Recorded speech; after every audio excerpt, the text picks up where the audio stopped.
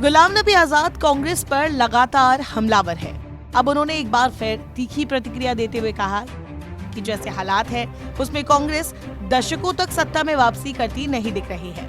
आजाद ने G23 group की ओर से कांग्रेस को नुकसान पहुंचाने के सवाल पर भी जवाब दिया। उन्होंने कहा, लेटर लिखने वाले ज्यादातर नेता ऐसे थे जो अध्यक्ष, महासचिव या फिर कोई प्रधानमंत्री बनने की चाह नहीं रखते थे। प्रधानमंत्री बनने की बात तो तब हो जब कांग्रेस सत्ता में आने वाली हो। आज के हालात में तो दशकों तक कांग्रेस सत्ता में वापसी करती नहीं दिखती है। 5 दशकों तक कांग्रेस ही रहे गुलाम नबी आजाद ने कहा। आप G23 नेताओं की बात करते हैं, लेकिन ऐसे बहुत से नेता हैं जो हमारे विचारों से मेल खाते हैं। आत्मकथा आजाद के कुछ पैराग्राफ से ऐसा लगता है कि आपको एक कांग्रेसी के तौर पर जो मिला उसके प्रति आप आभारी नहीं हैं। इस सवाल पर उन्होंने कहा कि आप ये भी पूछ सकते हैं कि आपने कैसे पार्टी के लिए इतना सब कुछ किया। गुलाम नबी आजाद ने कहा कि आज के कांग्रेसियों ने मिलकर जितना काम किया होगा उससे 20 गुना ज्यादा मैंने पार्टी के लिए काम किया है।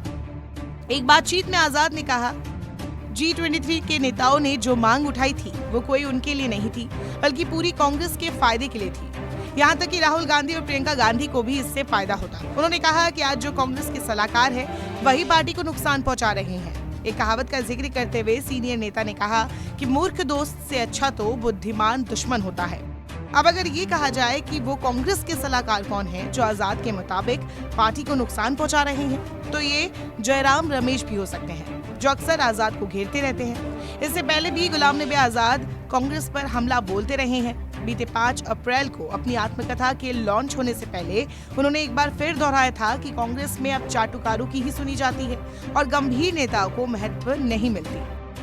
बता दें, बीते साल गुलाम नबी आजाद ने सोनिया गांधी को 5 पन्ने का खत लिखते हुए कांग्रेस से अपना रिश्ता तोड़ लिया था। उस लेटर में आजाद ने कई दिग्गजों, खास करके राहुल गांधी को लेकर कई बातें लिखी थी और राहुल को इमैच्योर भी कहा था। उन्होंने आरोप लगाया था कि राहुल के पीए और गार्ड भी पार्टी के लिए फैसले ले लेते हैं। इस खत के सामने आने के बाद सियासत गर्मा गई थी। जहां बीजेपी ने इसे कांग्रेस के खिलाफ इस्तेमाल किया, तो वही कांग्रेस के कई नेता सामने आकर कहने लगे थे कि गुलाम नबी आजाद बीजेपी के हो गए हैं। जब गुलाम नबी आजाद ने कश्मीर में अपनी नई पार्टी DPAP यानी डेमोक्रेटिक प्रोग्रेसिव आजाद पार्टी बनाई, तब भी जयराम रमेश जैसे बड़े नेताओं ने इसे बीजेपी की बी टीम बताया। और जब भारत जोड़ो यात्रा के अंतिम दिनों में आजाद की पार्टी से कई बड़े नेता वापस कांग्रेस में आए, तो जयराम रमेश ने उनकी पार्टी को डिसअपियरिंग पार्टी तक कह दिया। जयराम रमेश ने आजाद को कभी जाफर तो कभी वोट काटने वाला बताया।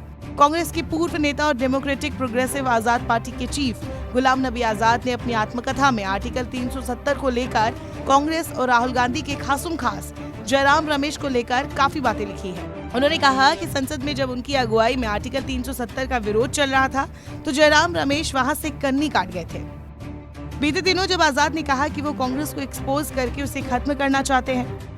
फिलहाल धीरे धीरे इस किताब में लिखी गई बातें सामने आ रही है। बीते दिनों जब आजाद ने कहा कि वो कांग्रेस को एक्सपोज करके उसे खत्म नहीं करना चाहते, तब जयराम रमेश हमेशा की तरह एक्टिव हो गए।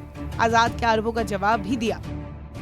उन्होंने ट्वीट किया, गुलाम नबी आजाद और ज्योतिरादित्य सिंधिया दोनों ही कांग्रेस सिस्टम और पार्टी नेतृत्व के बड़े लाभ भोगी रहे हैं, लेकिन अब हर गुजरते दिन के साथ वो प्रमाण देते हैं कि इस उदारता के वो योग्य नहीं थे। वो अपना असली चरित्र दिखा रहे हैं जिसे उन्होंने इतने लंबे समय तक छुपा कर रखा था।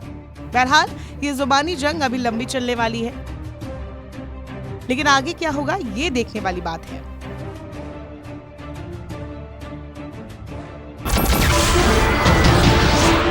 नमस्कार, मैं हूं मानक गुप्ता।